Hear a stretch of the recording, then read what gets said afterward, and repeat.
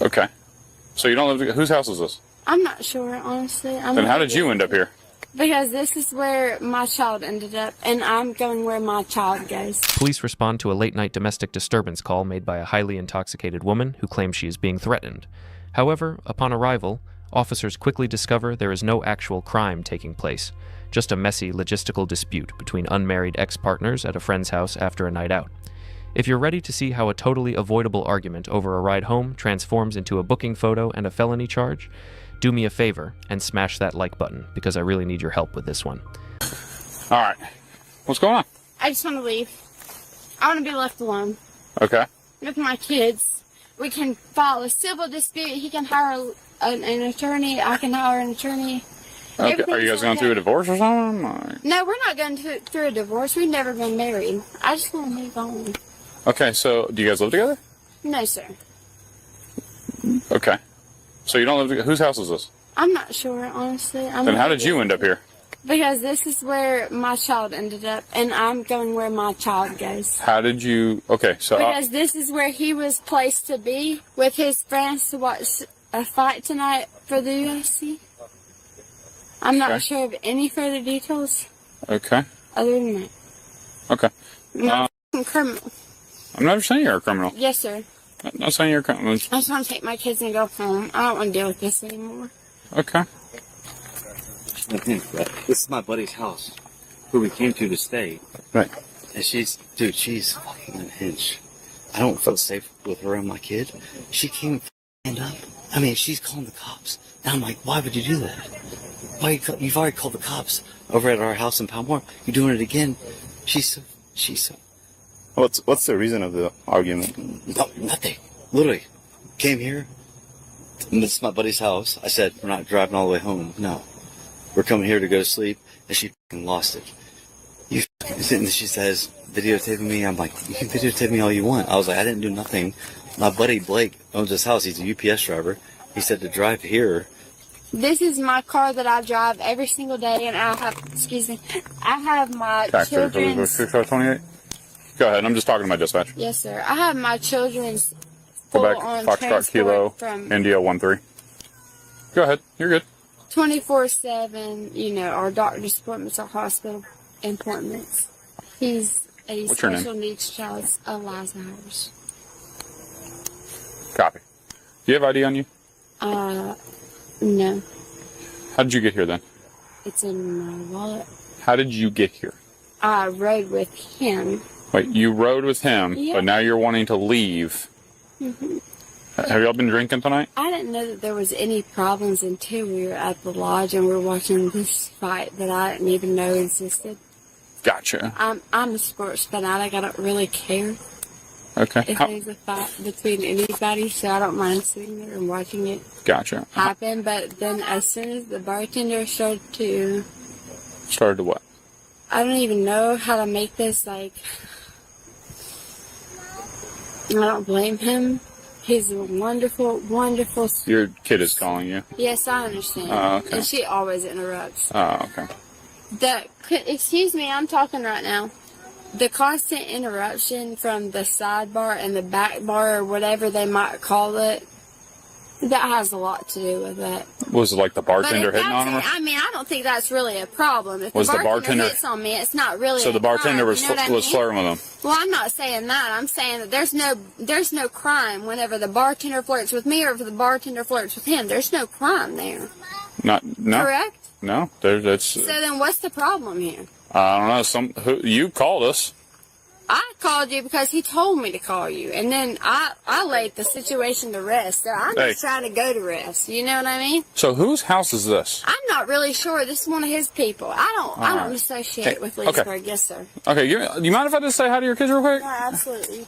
In a minute, whenever I'm done talking. Let me. Once she's done, she'll take care of you. Okay. Yes, sir. Okay. So how did you? Okay. So who drove here? number one. Thank you. Yeah, you're good. Absolutely. No worries. I have kids, so. Hey, absolutely. All right, so you guys rode here together. Here. Who drove? He did. Okay, because obviously you're in no condition to drive. No, obviously. sir, and I know that. Okay, so I'm he very drove, well and you're aware just of wanting that. to leave. I've documented everything that I want to leave. Okay. I have a place to go. Okay, so where would you go? Like, where are you going to go once? Palmore Park. I have my family's living arrangements there, except for a king bed. Do you have anybody that you can come pick you up? No, I don't need anybody to come pick me up. I'm a 27-year-old woman with. So how are you going to go? How are you going? But how are you going to get there when you're in no condition to drive? I can Uber.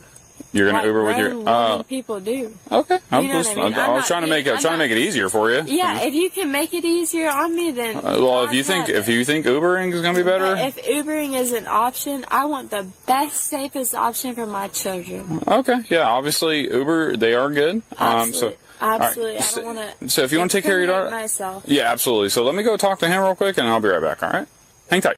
But can you? Excuse me. What's up? What are you going to talk to him about? I'm trying to figure out how we can mitigate the situation. Mitigate? What does that mean? Meaning, in your opinion? Mitigating means to make the situation better. So we can just lighten up the situation and sweep it under the rug. Not sweeping under the rug. Mitigating literally means solving a problem. Okay. And so I'm the mediator. Yes, I'm going to be the mediator. Yes, sir. Meaning, that's what I'm looking for. so I'm going to mediate or mitigate. Yes, sir. But can I get your first name, please? Yes, sir. Eliza. All right. Hang tight. Okay. I'll be right back. Am I allowed to come here and I would prefer if you... Oh, I can't document this? Well, you can just... what I'm asking That's is, fine. can you just stand over here? No That's all I'm problem. asking. Okay. It's being... She pulled her phone out. Okay. What? She pulled her phone out and videotaped everything. And I looked her. Whose house is this? My buddy Blake. He's a UPS driver. So why are y'all here? Because I didn't want to go to my house. He's already been there. She's no longer living with us. Why is she standing there? I don't want her standing there. She has the right to stand there. She can stand there. Stop. You've been to my house before. Have I been to your house? I think you have. Maybe. Where you live? Yes. I've been to it. House. Yeah. Okay. But we're no longer together. So. Okay. But the thing is, like, she's saying that. No, I can't talk to you. I'm probably about to get arrested. Nope. You're not being arrested. Something, because everybody's over here talking shit. So I'll talk my shit back. You're not getting arrested. Ma'am, you're not getting arrested. Okay. I've already established that with you. Everybody leave me the f alone and take my kids home. You understand? Hold on. Wait. You know what I mean? Wait. Like, he needs to leave me alone. Everybody needs to leave me. Do me a favor. Yes. Take it down 3 notches, because I have been nothing but respectful to you this entire time, and you're over here swearing and cussing at me and yelling at me. So what I need you to do, for the sake of your daughter, because your daughter's watching you. Okay. Okay. Is that how you want to act in front of your daughter? Absolutely no, I not. Want you to act I want you to be quiet. That's what I want you to do.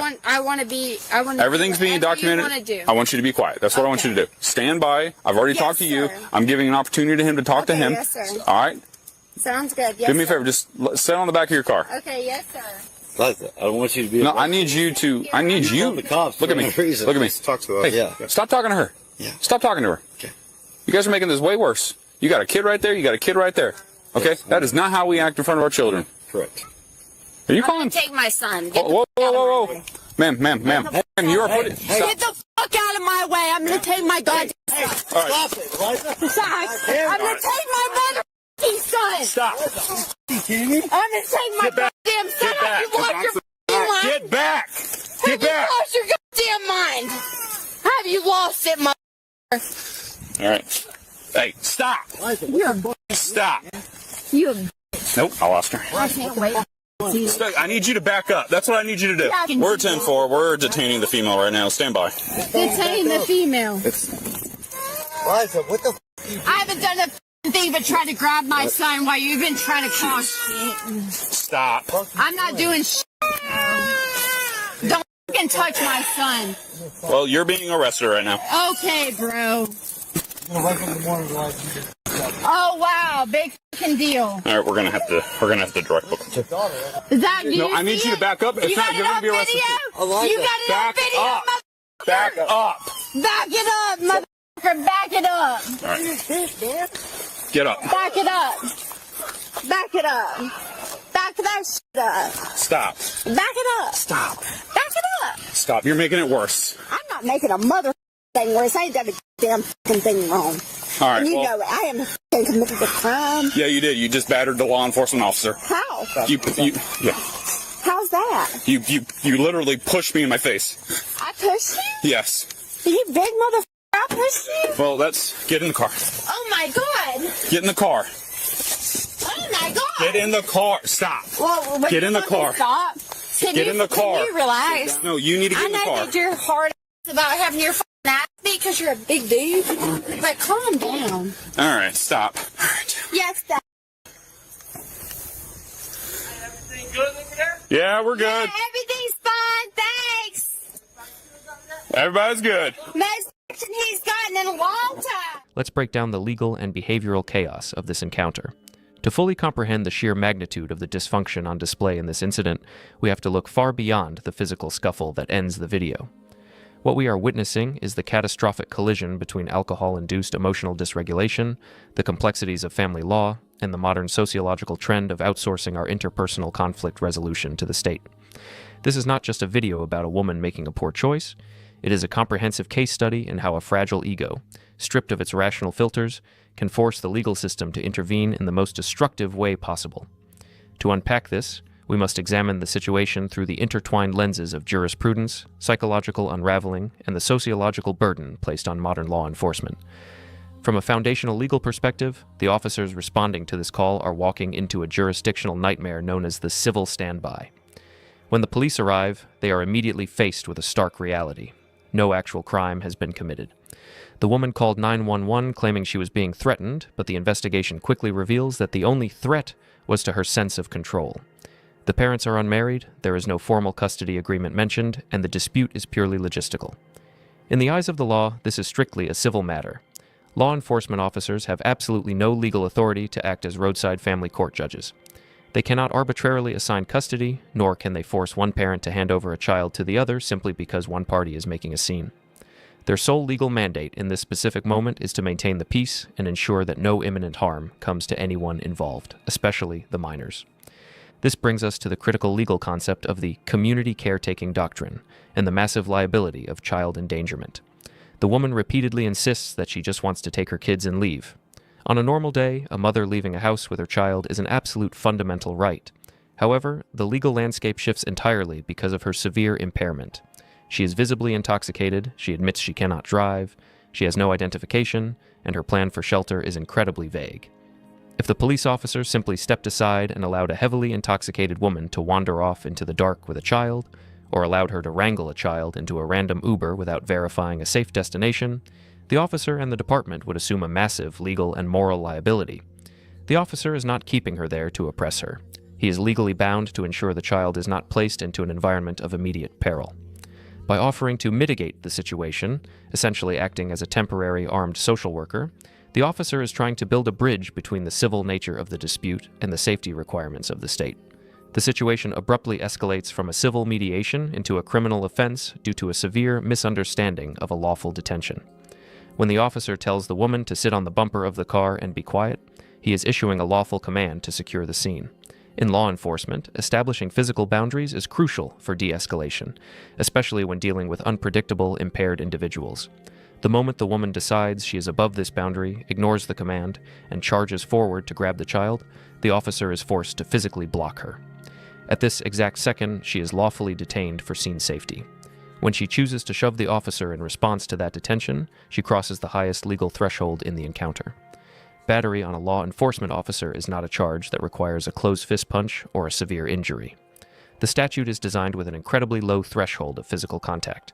Intentionally touching or striking an officer against their will while they are in the lawful performance of their duties constitutes a felony. She did not just push a man in a driveway, she struck the physical manifestation of the state's authority, and the legal system is entirely unforgiving of that specific action. Psychologically, the woman's behavior throughout the video is a textbook exhibition of alcohol-induced executive dysfunction, paired with a profound victim complex. The prefrontal cortex of the human brain is responsible for logic, reasoning, impulse control, and processing future consequences.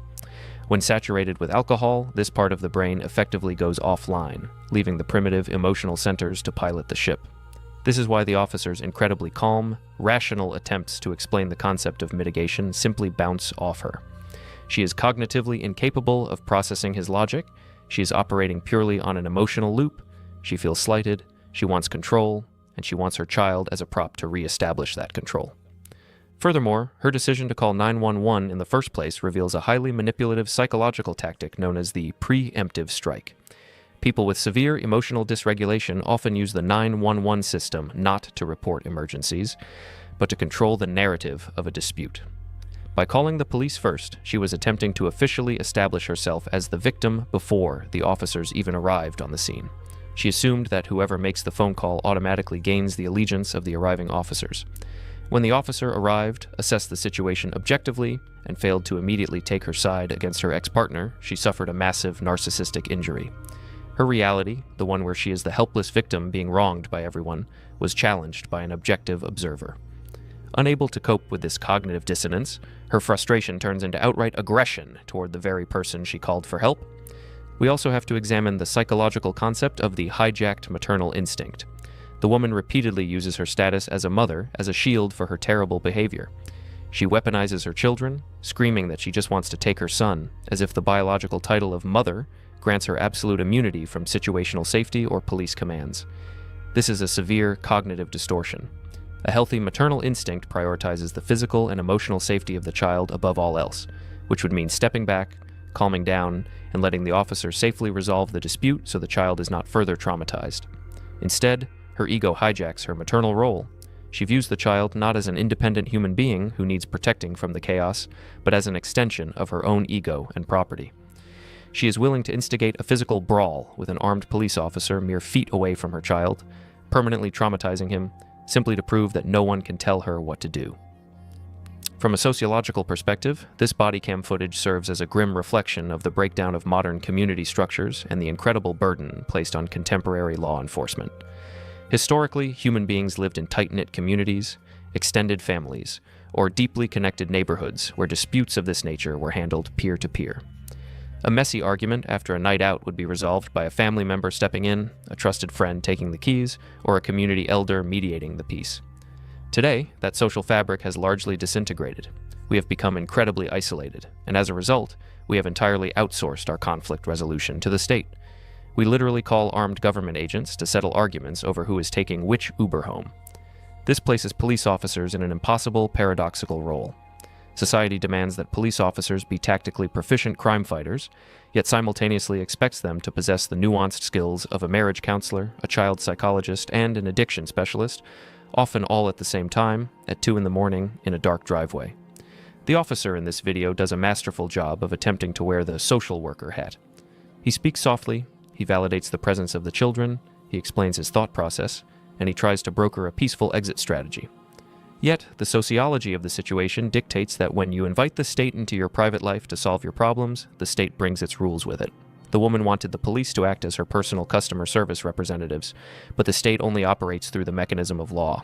And the ultimate tragedy of this encounter, and the most devastating sociological impact, falls entirely on the children standing in the background. We are watching the real-time transmission of generational trauma. Children learn how to navigate the world, how to process conflict, and how to respect authority by watching their primary caregivers. The child in this video watched their mother use the police as a weapon, entirely lose control of her emotions, initiate a physical assault on a public servant, and get hauled away in handcuffs. The normalization of this level of dysfunction is profound. The state can mitigate the immediate danger by placing the mother in a squad car and ensuring the child has a safe place to sleep for the night, but the legal system cannot undo the psychological damage of a child watching their family structure collapse in a stranger's driveway. Ultimately, this incident is a brutal reminder of the importance of self-regulation and personal accountability. The police did not ruin this woman's night, nor did her ex-partner, nor did the bartender who allegedly flirted with him. She manufactured a crisis out of thin air, demanded the legal system intervene, and then physically fought the legal system when it didn't cater to her impaired demands. She traded a slightly uncomfortable Uber ride for a booking cell, a permanent criminal record, and the lasting trauma of her children, proving that when the ego is at the wheel and alcohol is in the tank, the destination is almost always a catastrophe.